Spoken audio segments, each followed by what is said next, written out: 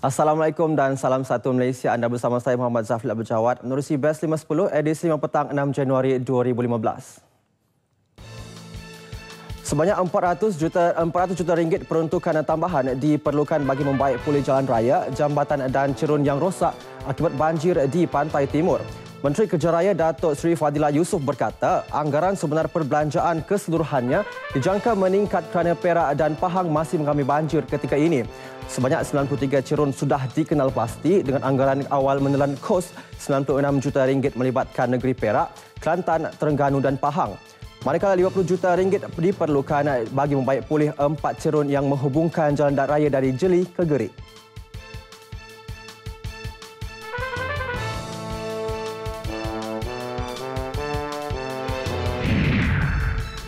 Baik, sementara itu Kereta Api Tanah Melayu Berhad KTMB menganggarkan kerugian hampir 250 juta ringgit akibat kerosakan infrastruktur kereta api di negeri-negeri Pantai Timur yang dilanda banjir. Pengerusi KTMB Datuk Insinyur Nawawi Ahmad berkata, bagaimanapun anggaran itu belum muktamad dan KTM dijangka menggunakan khidmat jawatan kuasa bebas untuk menentukan kerugian sebenar.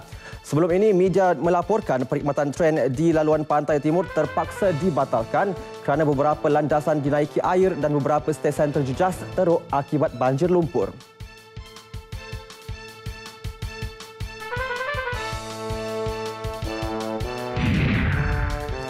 Kementerian Komunikasi dan Multimedia KKMM kini berusaha merangka Plan B bagi menangani masalah terputus hubungan komunikasi ketika berdepan bencana banjir. Plan alternatif tersebut menjurus kepada pembangunan sistem komunikasi seperti memaksimalkan penggunaan radio amatur dan tidak hanya bergantung kepada menara telekomunikasi semata-mata. Tegas Menterinya Datuk Seri Ahmad Syabri Cik, ia mengambil iktibar kejadian baru-baru ini, penyelarasan pengurusan bencana tidak dapat dilaksanakan secara drastik ekoran sistem komunikasi yang lumpuh di lokasi kritikal.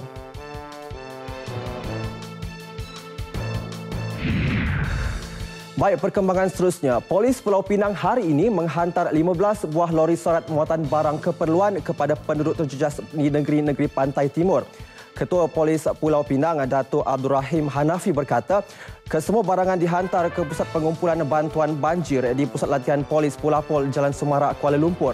Sebanyak RM30,338 berjaya dikumpul Polis Kontijen Negeri menerusi kutipan bencana tabung banjir.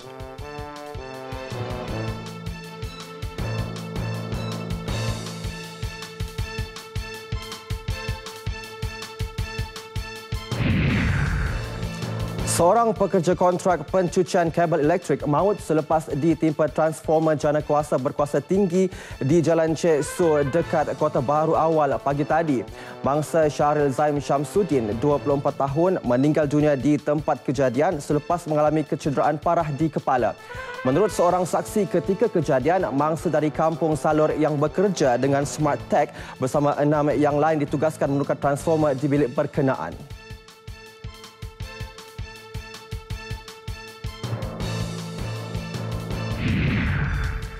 Pergolakan di Syria. Pertempuran terus berlaku di Aleppo di antara barisan pembebasan Syamia dengan askar kerajaan Bashar Assad. Mereka mendakwa berjaya membunuh 10 anggota tentera dan kini mara ke wilayah Braj. Barisan pembebasan Syamia yang baru ditubuhkan Disember lalu menggunakan meriam buatan sendiri dalam usaha menentang askar kerajaan yang setia kepada Assad di Mansher dan Majbal di wilayah Aleppo.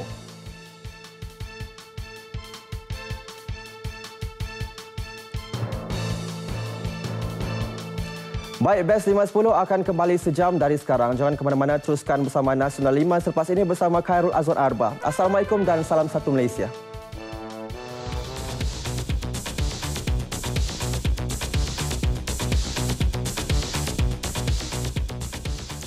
Ini adalah Nasional 5 edisi 6 Januari 2015. Fokus utama berita jam ini. Timbalan Perdana Menteri adakan pertemuan tertutup dengan Menteri Besar Kelantan.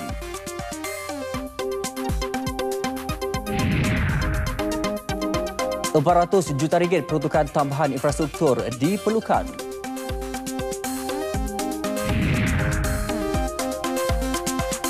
Tangani masalah terputus hubungan komunikasi. Juga lintas langsung di studio RTM Negeri seketika nanti bersama Adrian Soidi di Sabah.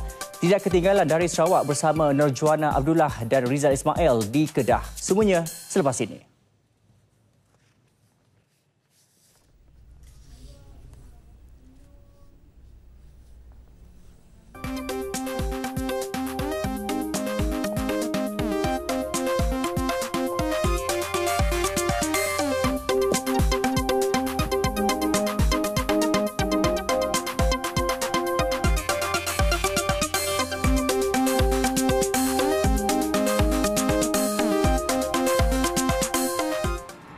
Awal pasti pendirian Menteri di Jabatan Perdana Menteri Datuk Seri Dr. Shahidul Kasim bahawa banjir besar yang melanda Pantai Timur disebabkan kerakusan manusia ada kebenarannya.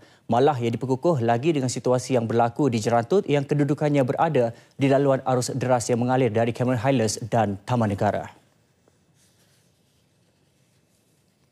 Tinjauan beliau ke Jerantut semalam menunjukkan sebahagian besar daripada Jerantut turut mengalami kemusnahan kerana arus deras yang dipercayai datang daripada kedua-dua arah dalam kejadian banjir kali kedua itu. Malah katanya banyak pihak yang tidak menjangka Pahang akan begitu teruk sekali dilanda banjir, terutama di kawasan seperti Jerantut dan Temerloh. Jangan menafikan pandangan daripada ahli-ahli pakar-pakar dan juga ahli-ahli sains yang mengatakan bahawa hutanlah yang menyebab balak dan hutan yang dibuka itu yang penyebab kepada air datang begitu laju. Ketika ditemui media semasa meninjau kerosakan Pondok Al-Imaniyah di Kampung Jerantut Ferry di Jerantut, Datuk Seri Syahidan berkata pihak-pihak yang menaja aktiviti pembalakan di kawasan yang menyebabkan banjir di Pantai Timur perlu dibawa ke muka pengadilan. Beliau kesal kerana sedang penduduk menderita kehilangan tempat tinggal, hilang punca pendapatan, berkorban nyawa dan tenaga. Mereka yang menaja pembalakan itu hidup dengan senang lenang sama ada di dalam maupun di luar negara. Apa yang pasti, banjir besar yang melanda Pantai Timur terutamanya Kelantan telah menyebabkan penempatan berhampiran sungai di jajahan Gua Musang musnah sama sekali. Tinjauan RTM mendapati apabila air surut kira-kira seminggu yang lalu, kawasan yang terletak di sepanjang sungai di daerah Galas umpama dilanda badai tsunami. Terdapat rumah yang hanya tinggal tangga batu dan ada yang hanya tinggal tapak. Beberapa buah rumah telah beralih dari lokasi asal akibat tujahan arus deras sungai. Tidak kurang juga yang dilanggar kayu-kayu balak serta tangki minyak yang hanyut. Mereka yang kehilangan tempat tinggal akan ditempatkan di kemah penempatan sementara yang lebih selamat.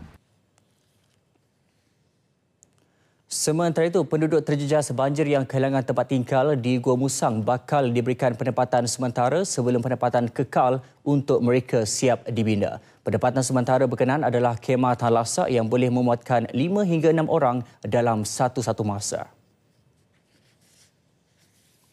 Pembinaan penempatan sementara ini merupakan usaha sama Majlis Keselamatan Negara MKN, Polis Diraja Malaysia PDRM serta Jabatan Pertahanan Awam Malaysia JPAM bersama Badan Bukan Kerajaan NGO Antarabangsa Shelter Box dan diselaraskan oleh Persatuan Pengurusan Bencana. Kemah yang digunakan adalah jenis tahan lasak mengikut piawaian antarabangsa, mempunyai aliran udara sistematik serta mempunyai penghadang untuk memisahkan ruang di dalamnya bagi keselesaan penghuni. Setiap set kemah disertakan dengan pek survival keluarga yang mengandungi beg tidur. Penempatan kemah yang terletak di sebuah kawasan lapang di bandar utama Gua Musang itu merupakan penempatan komuniti yang lengkap dengan fasiliti asas seperti tandas, bekalan elektrik dan ruangan solat. Hampir 200 sedang dibina di kawasan ini dengan kegunaan 170 keluarga yang telah dikenal pasti Jabatan Kebajikan Masyarakat JKM yang kehilangan tempat tinggal di sekitar jajahan Gua Musang. Berikutan Kelantan dilanda banjir terburuk, Timbalan Perdana Menteri Tan Sri Muhyiddin Yassin telah mengadakan pertemuan tertutup dengan Menteri Besarnya Datuk Ahmad Yaakob di Kota Baru. Perjumpaan berlangsung di Pejabat Menteri Besar di Kompleks Kota Darul Naim. Tan Sri Muhyiddin tiba di Kompleks Kota Darul Naim 12.30 tengah hari tadi dan pertemuan itu dipercayai ada kaitan dengan banjir besar yang melanda negeri Cik Siti Wan Kembang itu baru-baru ini. Turut hadir dalam pertemuan kira-kira 50 minit itu ialah Pengerusi Jawatankuasa Khas Bencana Banjir Negeri Kelantan, Datuk Seri Mustafa Muhammad dan Setiausaha Majlis Keselamatan Negara MKN, Datuk Tajuddin Abdul Wahab. Dalam lawatan sehari itu, Timbalan Perdana Menteri turut mempengerusikan mesyuarat koordinasi pelan tindakan pasca banjir negeri Kelantan petang tadi. Tan Sri Muhyiddin yang juga Menteri Pendidikan kemudian menyertai gotong royong membersihkan Sekolah Kebangsaan Tanjung Chenak di Pasir Mas. Sebelum lawatannya berakhir, Tan Sri Muhyiddin turut serta bergotong royong membersihkan Sekolah Kebangsaan Rantau Panjang di Rantau Panjang.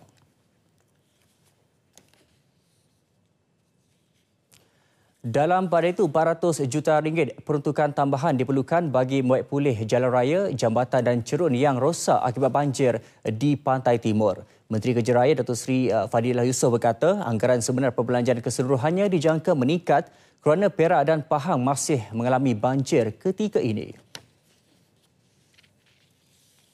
Datuk Seri Fadilah, 93 cerun sudah dikenal pasti dengan anggaran awal menelan kos 96 juta ringgit melibatkan negeri Perak, Kelantan, Terengganu dan Pahang. Manakala 50 juta ringgit diperlukan bagi membuat pulih 4 cerun yang menghubungkan jalan raya dari Jeli ke Gerik. Memerlukan 445 juta lebih kurang. Dan setakat ni yang kita gunakan peruntukan dalaman lebih kurang 50 juta. Maknanya kita perlukan 400 juta lah untuk memperbaiki saja. Dengan ada peruntukan tambahan nanti, kita diharapkan kita akan dapat membuat kerja kekal. Makna kerja kekal ialah untuk membaik secara kekal lah, ataupun jangka panjang semua jalan-jalan yang terjejas diakibatkan banjir ini. Buat masa ini, Jabatan Kerja Raya hanya menggunakan peruntukan dalaman sebanyak 10 juta ringgit bagi membuat pulih cerun di Perak dan Kelantan. Sebelum ini, jumlah dana yang diperlukan untuk membuat pulih jalan raya di Perlis, Kedah, Perak, Kelantan dan Terengganu berjumlah 338 juta ringgit. Bagaimanapun, dana itu belum mengambil kira kesan kerosakan banjir yang berlaku di Sabah. Beliau ditemui selepas menjadi tetamu Selamat Pagi Malaysia di Angkasa Puri. Kementerian Komunikasi dan Multimedia KKMM kini berusaha merangka Plan B bagi menangani masalah terputus hubungan komunikasi ketika berdepan bencana banjir. Plan alternatif tersebut menjurus kepada pembangunan sistem komunikasi seperti memaksimalkan penggunaan radio amatur dan tidak hanya bergantung kepada menara telekomunikasi semata-mata. Tegas Datuk Seri Ahmad Syabri Cik mengambil iktibar kejadian baru-baru ini, penyelarasan pengurusan bencana tidak dapat dilaksana secara drastik ekoran sistem komunikasi yang lumpuh di lokasi kritikal. Plan A kita bergantung pada service provider. Plan B misalnya kita menggunakan sistem terang radio misalnya. Tapi terang radio ini dia lebih reliable kerana menggunakan walkie-talkie. Tetapi walkie-talkie dia ada limit dia dari segi kawasan coverage. Dan dia kena ada orang yang mempunyai walkie-talkie juga. Jadi walkie-talkie itu berapa orang yang ada supaya awal-awal diberikan. Dan dia kena ada command center. Mesti ada satu command center dekat distrik misalnya yang mengumpulkan segala maklumat. Ekoran banjir lalu juga beberapa daerah di Kelantan antara yang teruk terputus hubungan komunikasi dan kini dilaporkan sudah 80% pulih. Semua syarikat telekomunikasi juga diberi tempoh sehingga Jumaat ini untuk membaiki kesemua stesen pemancar di Kelantan bagi memastikan talian mudah alih dapat berfungsi sepenuhnya. Datuk Seri Ahmad Syabri menyatakannya selepas melancarkan kempen Together With You dan Bersamamu di Cyberjaya. Melalui kempen ini, KKMM melalui Perbadanan Pembangunan Multimedia MDEC turut mewujudkan sebuah portal e-bantuan banjir bagi memudahkan penyelarasan bantuan kepada penduduk terjejas. Ia boleh diakses melalui laman sesawang www.togetherwithyou.my. Sementara itu, Datuk Seri Ahmad Syabri berkata ini merupakan masa terbaik bagi Suruhanjaya Komunikasi dan Multimedia MCMC meneliti semula semua undang-undang berkaitan bagi menangani segala isu cyber. Kes penyebaran maklumat palsu ketika banjir lalu juga perlu dipandang serius kerana ia telah menimbulkan situasi panik masyarakat. Ini the best time untuk MCMC untuk meneliti balik semua undang-undang provision yang ada sekarang ni untuk menangani perkara yang begini. Kerana dalam bencana antara musuh besar ialah maklumat. That's number one enemy is penyampai maklumat palsu, salah yang bertujuan jahat. Dia menyebabkan keadaan kalau orang susah, bila jadi panik menjadikan lebih susah lagi. Agensi kerajaan antara yang terkesan dengan penyebaran maklumat palsu baru-baru ini sehingga terpaksa tampil menafikan perkara tersebut bagi mengelakkan kekeliruan dalam kalangan masyarakat. Bencana banjir minggu lalu turut memusnahkan pejabat agensi kerajaan bersama ribuan rekod dan dokumen. Antara yang turut terjejas Jabatan Pendaftaran Negara Tanah Merah yang ditenggelami air sedalam 8 kaki mengakibatkan kerosakan 100% dan melumpuhkan terus operasinya.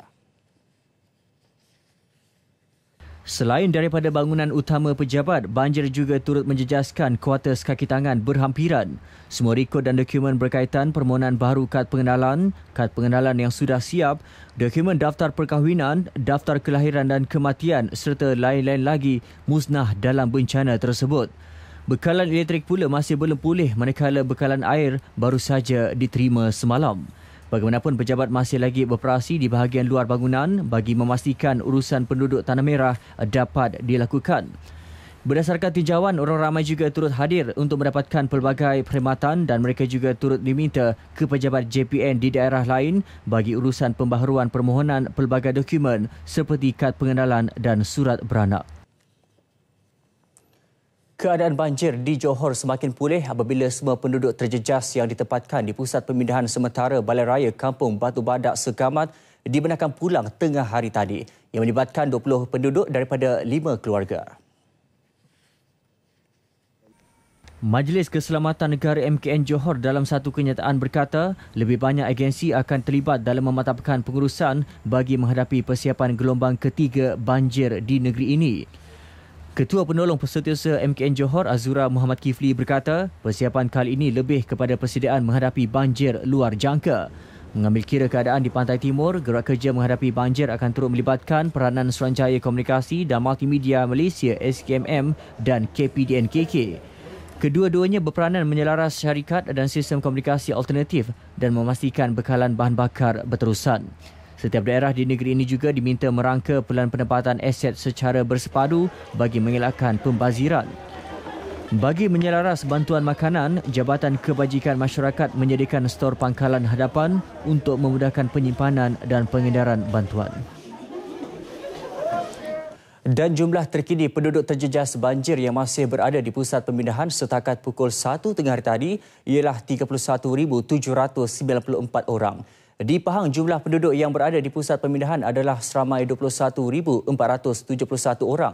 Manakala di Kelantan pula seramai 4,784 orang.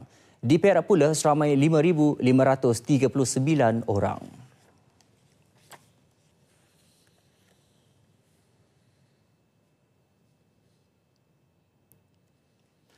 Lembaga Kemajuan Ikan Malaysia LKIM memperuntukkan RM1 juta kepada kira-kira 3,200 nelayan yang terlibat dalam banjir sekaligus meringankan beban mereka kerana tidak dapat turun ke laut. Pengurusinya Datuk Irmohizam Ibrahim berkata bantuan awal itu termasuk bekalan makanan, pakaian dan lain-lain lagi di kawasan nelayan.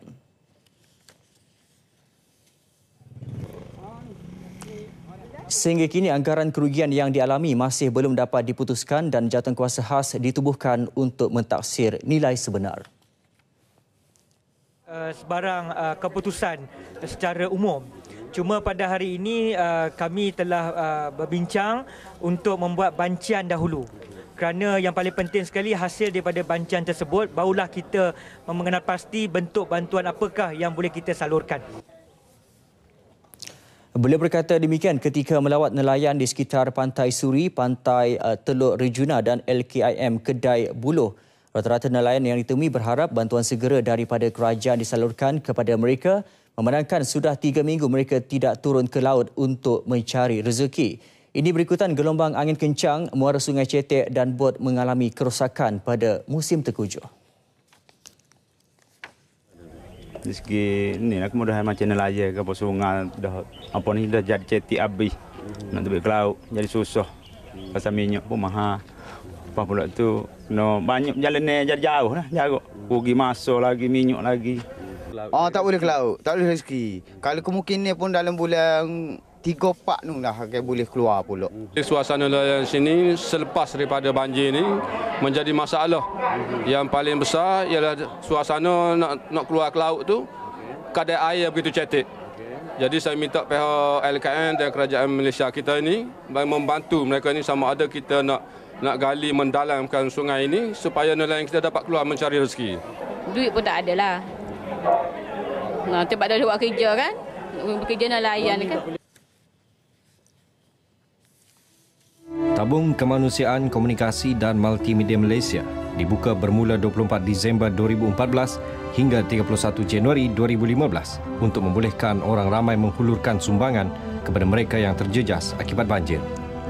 SMS banjir sertakan amaun yang anda ingin sumbangkan.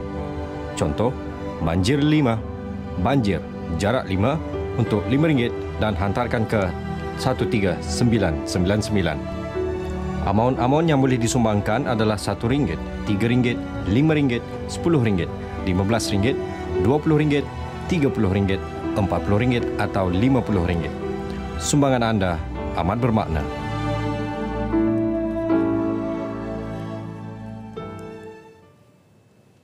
Kita ke perkembangan seterusnya. Sepasang suami isteri maut dipercayai dibunuh dengan menggunakan senjata tajam dalam kejadian di Kampung Ketemba, Kuala Pegang, Baling, Kedah. Kejadian berlaku kira-kira jam 7.50 pagi tadi. Mangsa dikenali Ilyas Hassan, 65 tahun dan isterinya Seayah Matahir, 54 tahun.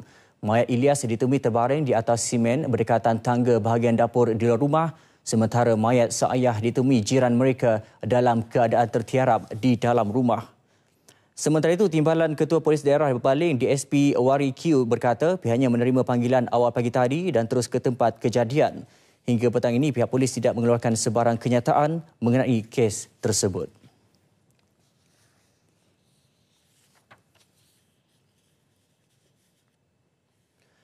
Di Kota Baru, seorang pekerja kontrak pencucian kabel elektrik maut selepas ditimpa transformer jana kuasa berkuasa tinggi di Jalan Cik Su awal pagi tadi. Mangsa Syaril Zaim Syamsuddin, 24 tahun, meninggal dunia di tempat kejadian selepas mengalami kecederaan parah di kepala. Zaim, ketika kejadian mangsa dari Kampung Salor yang bekerja dengan Smartech bersama 6 yang lain ditugaskan menukar transformer di bilik berkenaan. Kejadian tadi berlaku semasa kita buat pemindahan transformer. Dalam yang terakhir dah untuk nak buat, tiba-tiba transformer tu tergelincir dan menimpa mangsa, tersempit di dinding, tak dapat diselamatkan lah pasal transformer tu terlalu berat.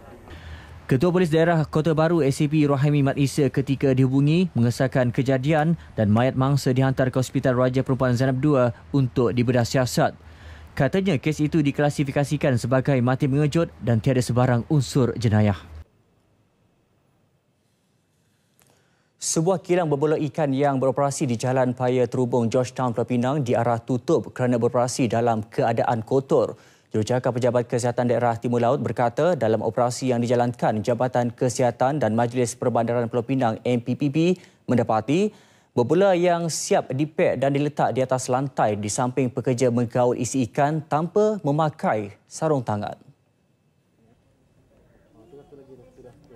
Lebih menjijikkan, kek ikan yang dikeringkan juga dibiarkan di hurung lalat dan peti ais yang digunakan juga sudah berlumut seakan-akan tidak pernah dibersihkan. Pemeriksaan pasukan penguat kuasa juga menemui najis tikus bertaburan di dalam stor penyimpanan barang. Kipas angin yang digunakan pula tidak sesuai kerana sudah uzur dan berdaki menyebabkan habuk berterbangan dari kipas terbabit. Berikutan itu, premis berkenaan diarah tutup selama 14 hari bermula hari ini dan pemiliknya perlu melakukan kerja pembersihan. Kes disiasat mengikut Seksyen 11 Akta Makanan 1983. MPPP turut mengeluarkan 6 saman bernilai RM750 terhadap pengusahanya atas pelbagai kesalahan, antaranya menyalur minyak masak terpakai ke dalam parit dan pengurusan sisa tidak sempurna.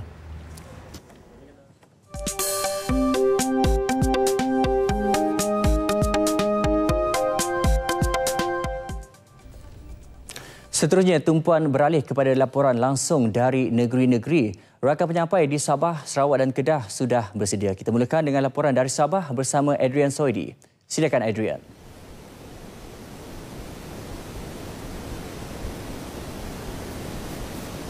Terima kasih Khairul. Salam sejahtera dan salam satu Malaysia. Saya Adrian Soedi langsung dari studio berita RTM Kota Kinabalu. Pembinaan rumah di bawah projek Perumahan Rakyat Termiskin PPRT pada masa akan datang perlu mempunyai tiang, terutama di kawasan rendah dan terdedah banjir. Cadangan itu dibuat Ketua Bahagian UMNO Tawau, Datuk Taufik Abu Bakar Titingan. Jelasnya langkah tersebut bertujuan untuk mengurangkan risiko banjir seperti yang dialami penduduk kampung Sungai Gading Wakubah Tawau baru-baru ini. Saya menyarankan ataupun memberikan pandangan agar rumah-rumah yang dibina di kawasan berisiko banjir ianya haruslah didirikan dengan menggunakan tiang, bukannya berletak di tanah.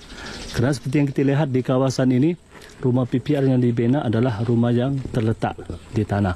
Beliau berkata demikian kepada pemberita selepas menyampaikan bantuan kepada penduduk terjejas banjir bagi kawasan Dewan Undangan Negeri Apas dan Balung di Kampung Sungai Gading, Tawau. Dalam pada itu, Datuk Taufik yang juga wakil rakyat Apas turut menasihatkan penduduk yang tinggal di kawasan berkenaan agar sentiasa bersiap sedia menghadapi kemungkinan banjir. Beliau juga meminta agar mereka mematuhi arahan yang dikeluarkan pihak berkuasa dari semasa ke semasa, khususnya ketika diminta berpindah bagi mengelak kejadian yang tidak diingini.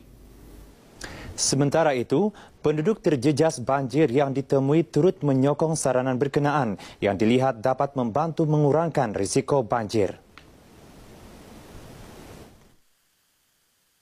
Dapatlah dibantu saya untuk menaik taraf ke rumah PPRT saya ni kepada lebih tinggi sikitlah untuk mengelak lebih teruk banjir nanti. Irwan Shah yang merupakan antara penduduk terjejas akibat musibah banjir yang melanda daerah Tawau baru-baru ini turut berkongsi pengalaman beliau menghadapi detik-detik ketika air sedang naik. Banjir terlalu cepat, 15 minit saja tempo air tu dalam sudah.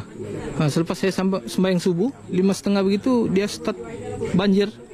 Jam 6 begitu dia sudah dalam lah rumah saya, tenggelam. Yang budak-budak duluan saya pindahkan ke rumah keluarga yang terdekat lah kan. Kemudian barulah kemas yang dokumen-dokumen penting. Sempat juga lah. Sempat lah, yang mana sempat saya angkat, itulah saya angkat saya lah. Irwan Shah walau bagaimanapun turut bersyukur kerana beliau dan keluarganya selamat dalam musibah itu selain dapat menyelamatkan dokumen-dokumen penting. Sekian laporan dari Sabah. Teruskan dengan rakan penyampai Nur Jauna di Sarawak.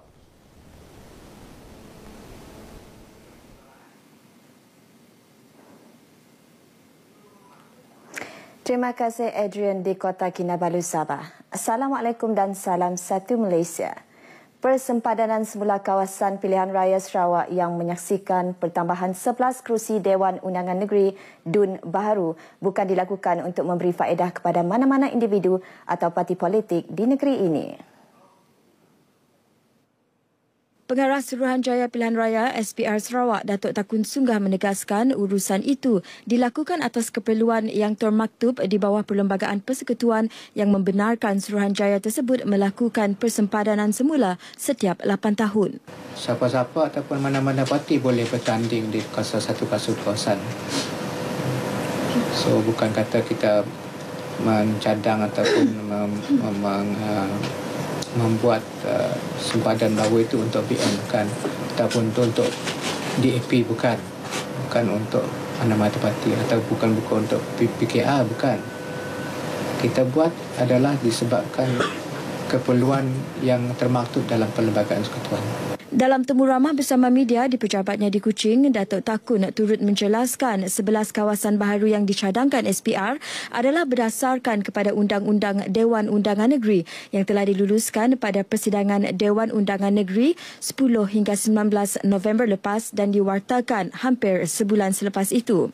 Katanya notis cadangan itu kini dipamerkan di semua pejabat daerah dan majlis perbandaran seluruh negeri bagi tempoh sebulan untuk mendapat maklum balas pihak-pihak berkepentingan. Setelah selesai tempoh sebulan, siasatan tempatan akan dilakukan berdasarkan hujah dan representasi pihak-pihak berkepentingan. Pameran kali kedua yang hanya melibatkan kawasan terdapat bantahan akan diadakan sebelum SPR membuat laporan terakhir untuk dikemukakan kepada Perdana Menteri untuk dibentang dan perbahasan di Parlimen. Kali terakhir persempadan semula dilaksanakan di Sarawak ialah pada 2005 yang menyaksikan pertambahan 3 kawasan Parlimen dan 9 dun. Parti Rakyat Bersatu Sarawak SUPP Cawangan Bintulu mahu Suruhanjaya Pilihan Raya SPR perlu mengkaji semula persempadanan bahagian pilihan raya dalam cadangan 11 kerusi baru bagi Dun Sarawak, khususnya kajian mengenai peratusan memilih dan kerusi dun yang ditukar nama di sesuatu kawasan. Pengerusinya Johnny Pang Leong Ming memberitahu Parlimen Bintulu menyaksikan satu kerusi baru iaitu Dun Samalaju dan kerusi yang ditukar nama iaitu kerusi Kidurong kepada Tanjung Batu. Menurutnya, penambahan kerusi baru tersebut akan memberi kesan kepada peratusan pengundi dalam Dun Tanjung Batu yang terletak di kawasan bandar yang mempunyai kira-kira 90% pengundi Cina, manakala Dun Samalaju terletak di kawasan luar bandar yang majoriti pengundinya dalam kalangan Bumiputera. Ini memperlihatkan ketidakseimbangan peratusan pengundi antara Bumiputera dan Cina sekaligus ia tidak menggambarkan kepelbagaian kaum dalam satu-satu kawasan Dewan Undangan Negeri. Menyentuh pertukaran nama Dun Kidurong kepada Dun Tanjung Batu, pihaknya akan mencadangkan agar SPR mengekalkan nama Dun Kidurong. Bercakap pada sidang media di Bintulu, Johnny Pang memberitahu satu cadangan dengan idea kolektif daripada Cawangan Bintulu akan dikemukakan kepada SPR melalui SUPP Pusat bagi menilai semula ketidakseimbangan pengundi di kawasan bandar dan luar bandar dan rasionalisasi pertukaran nama Dun melalui cadangan persempadanan semula tersebut. Di Kuching, lukisan mural di dinding-dinding bangunan semakin mendapat perhatian pencinta seni lukis untuk mengekspresikan idea mereka dan seterusnya dikongsikan kepada masyarakat setempat. Dimulakan dengan lukisan mural orang utan di Lebok, India oleh warga Lithuania Ernest Zakarovic. Diikuti lukisan mural 3 dimensi 3D di Boulevard Shopping Complex, seterusnya lukisan burung kenyalang dan orang ulu di Kompleks Komersial Kenyalang, Jalan Datuk Sim Heng Hong oleh pelukis dari Pertubuhan Seni Lukis Sarawak dan pelajar Universiti Lim Kok Wing. Timbalan Presiden Pertubuhan Seni Lukis Sarawak, Jared Gom, beritahu lukisan mural merupakan peluang terbaik untuk mempromosikan keunikan Sarawak. Lukisan mural boleh menjadi wadah untuk membentuk identiti sesebuah kompleks dan mampu menjadi daya tarikan pengunjung. Dengan tarikan itu, lebih ramai pengunjung akan datang sekaligus meningkat urusan niaga kompleks berkenaan. Beliau ditemui pemberita selepas lawatan Presiden Parti Rakyat Bersatu Sarawak SUPP, Datuk Dr. Sim Kui Hian ke Kompleks Komersial Kenyalang di Kuching. Lukisan yang disiapkan satu hari itu bertujuan untuk menarik lebih ramai masyarakat untuk datang ke premis tersebut dan dalam masa yang sama memberi peluang kepada pelukis tempatan untuk mengekspresikan lukisan mereka berkaitan keunikan Sarawak. Datuk Dr. Sim Kui Hian ketika ditanya reaksinya terhadap usaha itu memberitahu lukisan mural boleh menambah keceriaan bandar. Justru beliau mahu lebih banyak lukisan mural dilaksanakan di sekitar bandaraya kerana ia mampu memberi impak positif kepada industri pelancongan di Sarawak. Sukan Malaysia Sukma 2015 Kuala Lumpur. Walaupun tarikh sebenar Sukan Malaysia Sukma 2015 Kuala Lumpur belum ditentukan, Sarawak sudah menentukan strateginya untuk menghadapi tamasya itu. Menurut pemangku pengarah Majlis Sukan Negeri Sarawak MSNS Lucas Kalang Laing, Sarawak mempertaruhkan 3 acara sukan untuk menyumbang pingat pada Sukma 2015 Kuala Lumpur tahun ini. Acara yang dimaksudkan ialah lawan pedang, judo dan kayak. The 3 sport that I was talking about, fencing, judo and kayak, we have identified that because MSN has decided to focus on these 3 sports because it has more in terms of medal. So hopefully that we can do well in that. Bercakap pada sidang media di Kuching, Lucas berharap para atlet akan dapat mempamerkan persembahan yang berkualiti sekaligus memperbaiki pungutan pingat yang diperolehi pada tahun 2013. Pada Sukma 2013 Kuala Lumpur, Sarawak berjaya membawa pulang 4 pingat emas, 9 perak dan 5 gangsa. Pingat-pingat Sarawak disumbang menerusi acara gimnastik artistik 6 pingat, Muay Thai 4 pingat, Judo 3 pingat, bola tampar 2 pingat, pingpong 2 pingat dan bina badan 1 pingat. Tahun ini Sarawak akan mengambil bahagian dalam 12 daripada 22 acara yang akan dipertandingkan, iaitu lawan pedang, kayak, judo, muay thai, bina badan, bola tampar pantai, kriket, kabadi, futsal lelaki, polo air lelaki, bola liset wanita dan bowling padang. Paparan itu mengakhiri sumbangan Sarawak untuk Nasional 5 petang ini. Untuk paparan seterusnya, kita bersama Rizal Ismail di Kedah. Terima kasih. Saya Rizal Ismail langsung dari studio RTM Kedah di Alor. Fokus Zon Utara hari ini, penyelenggaraan kemudahan asas di pesisiran pantai yang menghubungkan Kuala Kedah ke Kuala Sanglang di Perlis.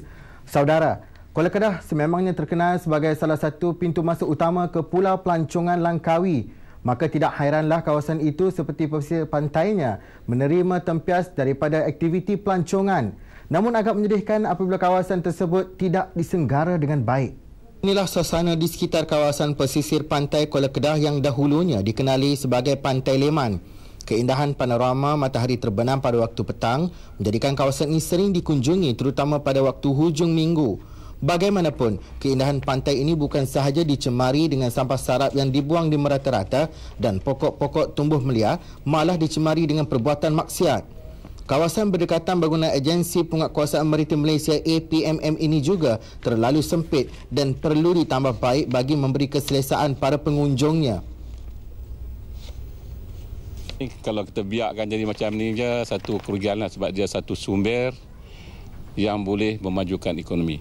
Bukan banyak kawasan yang ada macam ni. Kan dalam Kedah ni saya ingat payah nak cari kawasan pantai macam ni. Ada pantai, lepas tu ada kawasan lapang. Kemudian kita ada tu marina tu belakang tu.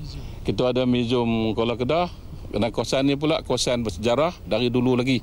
Kawasan inilah yang kita katakan ada kota Kuala Kedah yang mempertahankan negeri Kedah ni daripada serangan orang Siam.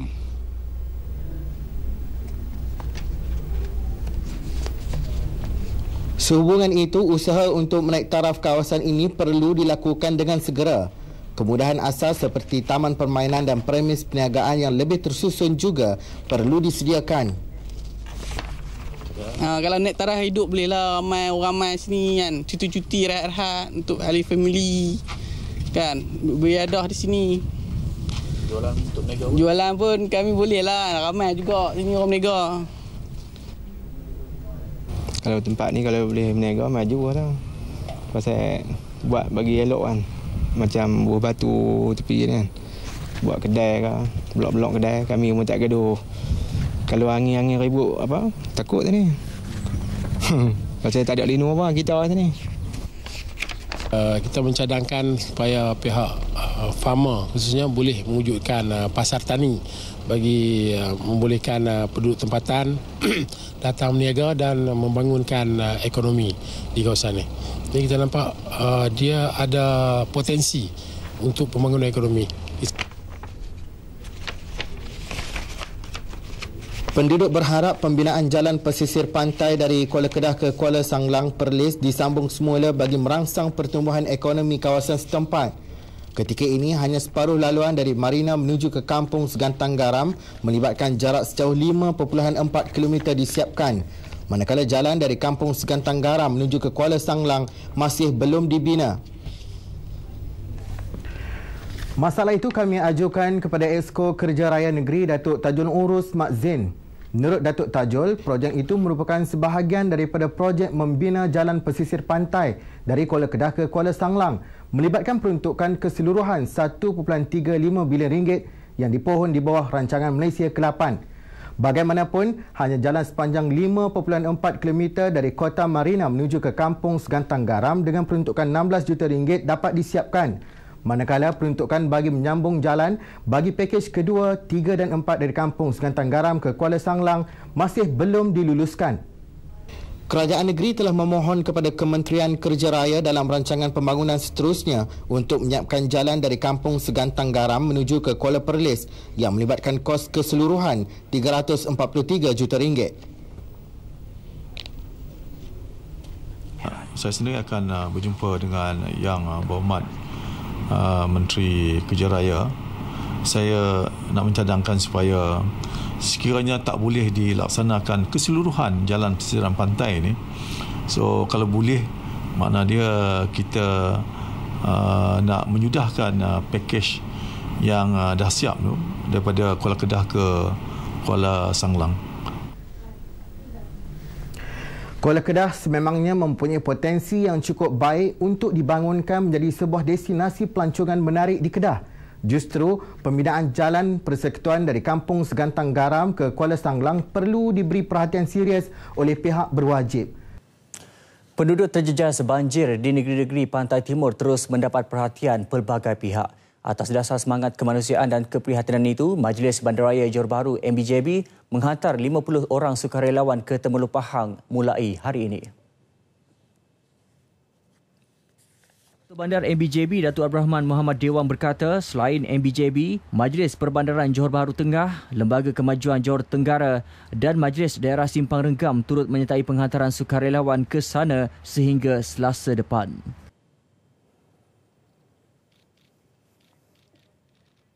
Peralatan-peralatan yang mencukupi bagi membantu seperti pembersihan, terutama dalam kawasan-kawasan sekolah, lepas tu di klinik-klinik kesihatan dan kemudian di mana-mana tempat yang diarahkan oleh pihak daerah Temerloh yang diselaraskan oleh pejabat daerah Temerloh. Beliau berkata demikian kepada pemberita selepas merasmikan pelancaran misi pasca banjir ke daerah Temerloh Pahang di dataran Bandaraya Johor Bahru. Dalam misi tersebut, MBJB menggerakkan 4 buah kenderaan crew cab dan tail lift, 3 buah kenderaan pacuan 4 roda serta sebuah bas ke lokasi berkenaan. Seramai 34 orang atlet sukan layar kebangsaan mengambil inisiatif untuk menghulurkan bantuan kepada penduduk terjejas banjir di Pantai Timur. Bantuan hasil kerjasama Persatuan Perahu Layar Malaysia dan Pejabat Belia dan Sukan Langkawi.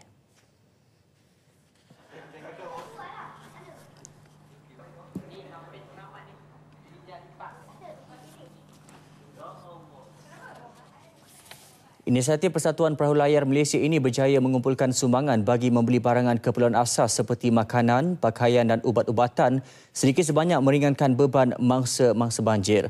Pengurus Besar Persatuan Pelayaran Malaysia Muhammad Afendi Abdullah berkata pihaknya telah mengumpulkan semua barangan asas dan akan dihantar ke Pusat Pengumpulan Bantuan Banjir di Langkawi hari ini.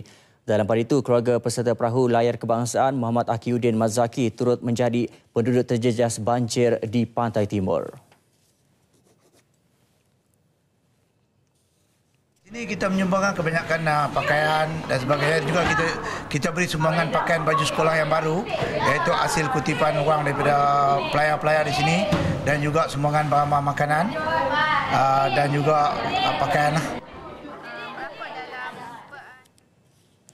Dalam tempoh 3 hingga 5 tahun, kawasan pantai di Universiti Malaysia Terengganu UMT terhakis lebih 200 meter.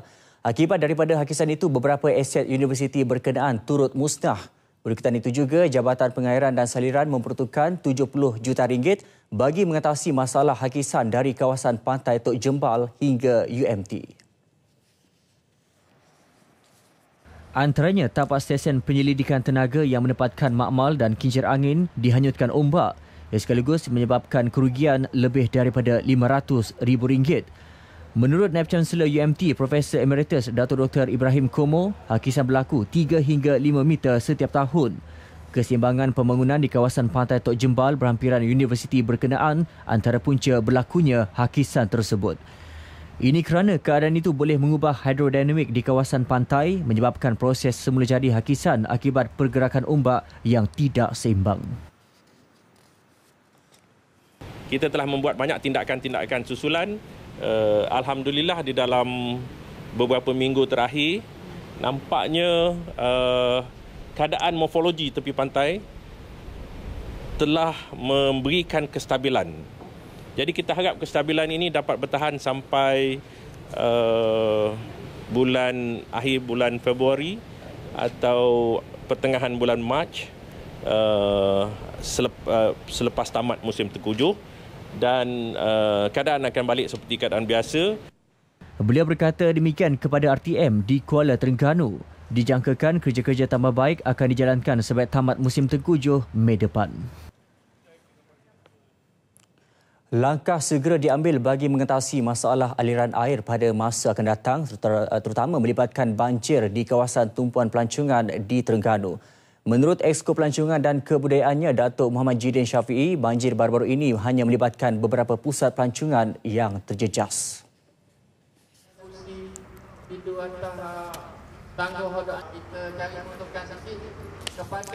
Antaranya di Taman Tamadun Islam Kuala Terengganu, Pulau Rama-Rama di Tasik Kenyir, Hulu Terengganu dan beberapa kawasan hulu di daerah Besut, Setiu, Dungun dan Kemaman. Perjalanan pentadbiran dan juga perjalanan ekonomi dan sebagainya di Terengganu dapat berjalan dengan lancar. Sebab kita tidaklah terlibat secara teruk pada tahun ini. Kalau nak banding dengan Kelantan, Perak dan juga Pahang. Jumlah kehadiran pelancong ke negeri itu pada tahun lepas ialah 4.8 juta orang, melebihi sasaran ditetapkan iaitu 4.5 juta orang, dan pada tahun ini 5 juta telah disasarkan. Melaka menyasarkan peningkatan kehadiran 1 juta pelancong ke negeri itu tahun ini. Ketua Menteri Datuk Seri Idris Harun berkata sasaran itu berdasarkan peningkatan kehadiran pelancong ke negeri itu setiap tahun. Tahun lalu 15 juta pelancong disasarkan berkunjung ke Melaka pada tahun ini dan ia ditingkatkan kepada 16 juta pelancong. Rasakan peningkatan sebanyak 1 juta pelancong. Seperti biasa, angka ini akan terus berkembang lagi semasa ke semasa. Jadi Melaka mensasarkan 16 juta pelancong pada tahun 2015. Datuk Seri Idris ditemui selepas melawat pameran 1,600 panda dalam siri jelajah dunia yang dibawa ke Melaka di Jalan Kota. 1,600 patung panda dengan pelbagai aksi dipamerkan di atas jalan dan tangga sekaligus berjaya menarik perhatian 5,000 orang termasuk pelancong yang berkunjung di kawasan itu. Ia sebahagian daripada siri jelajah dunia 1,600 panda yang kini berlangsung di Malaysia sehingga 25 Januari bagi menyedarkan orang ramai tentang ancaman kepupusan haiwan berkenaan. Kerajaan Negeri Perlis terus komited untuk menjayakan Visi Perlis Maju 2015. Visi yang digubal pada tahun 2005 itu merupakan matlamat penting dalam menentukan prestasi pembangunan sosioekonomi Perlis ke arah wawasan 2020.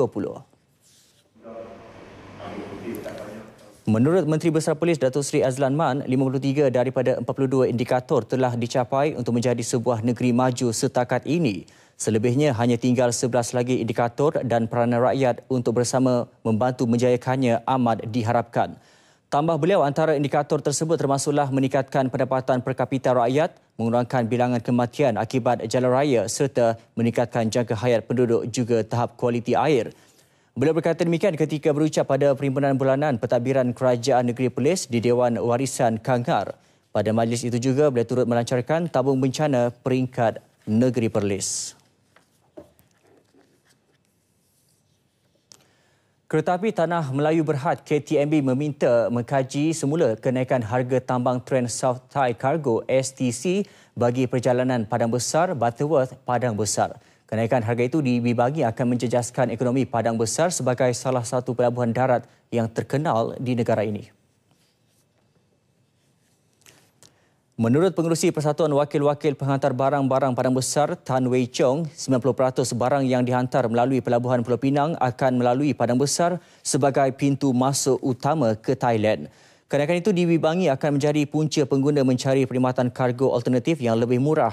Sejak 1 Januari lepas, kadar tambang bagi kontena 20 kaki dinaikkan kepada RM435 berbanding RM360 sebelum ini.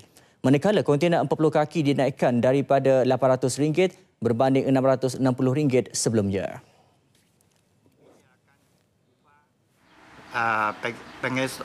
Pengeksportan dia melalui pelabuhan lain semacam di Kantan Port dan juga Setun Port. Setun Port ni akan dibina tak lama lagi.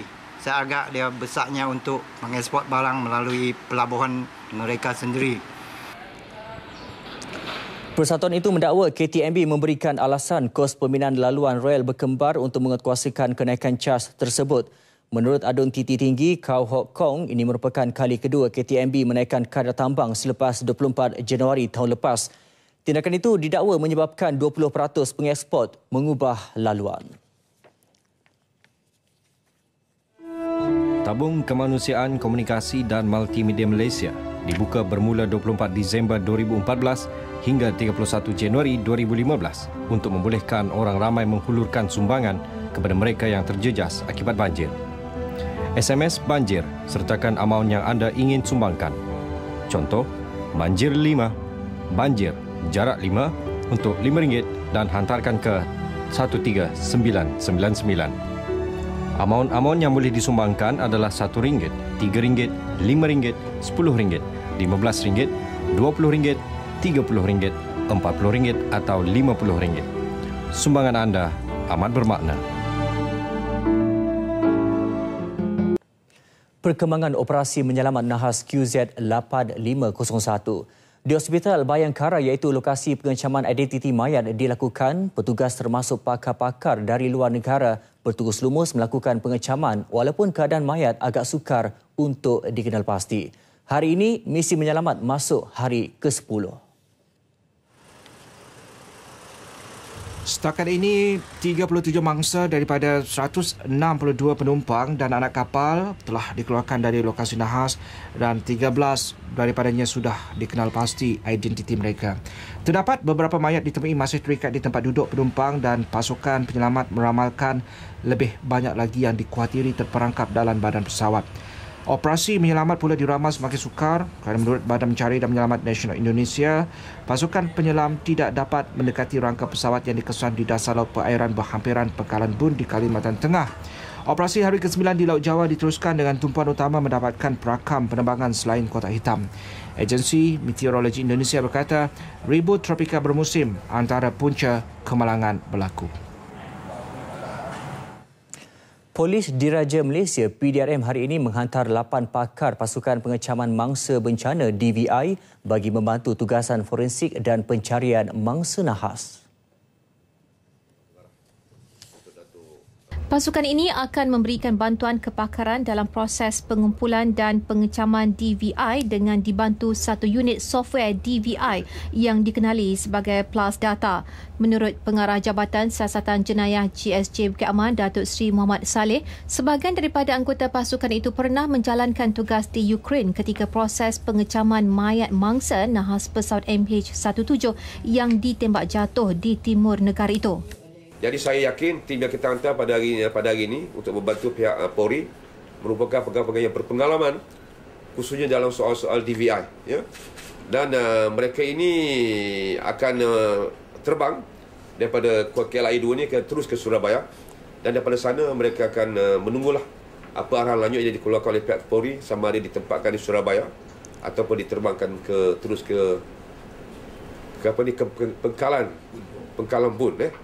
Jadi di sebarang perkembangan lanjut saya kata tentang penempatan mereka akan kita ketahui apabila mereka sampai di Surabaya. Atas semangat ASEAN, Bukit Aman berharap kehadiran pasukan ini akan membantu Indonesia mempercepat proses pengecaman identiti mangsa termasuk seorang rakyat Malaysia dalam nahas yang berlaku awal pagi 28 Disember lalu. Datuk Muhammad ditemui media di KLIA 2 ketika menghantar pasukan itu berlepas ke Surabaya. Penerbangan 8 anggota pasukan DVI itu dibiayai Asia. Selain Malaysia, pakar forensik dari Australia dan Singapura antara yang turut membantu proses pengecapan mayat.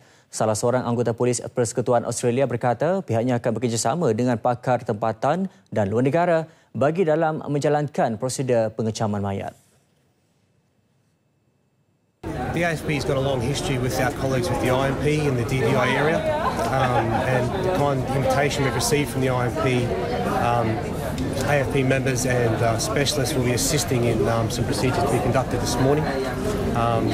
That's a situation that the DVI members will be able to not only participate in the procedures and also observe the techniques of the IMP and also our colleagues from Singapore. Pesawat Airbus TA320-200 itu membawa 162 penumpang dan anak kapal berlepas dari Surabaya, Indonesia pada 5.20 pagi 28 Disember. Pesawat dijadual tiba di lapangan terbang Changi, Singapura pada 8.30 pagi hari yang sama. Kali terakhir pesawat QZ8501 berhubung dengan Menara Kawalan Trafik Udara pada 6.12 pagi waktu Indonesia.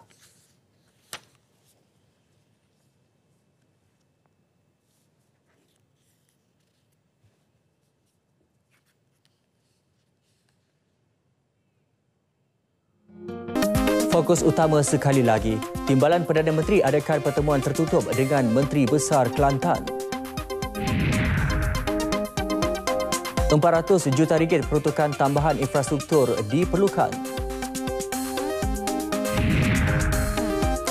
Tangani masalah terputus hubungan komunikasi.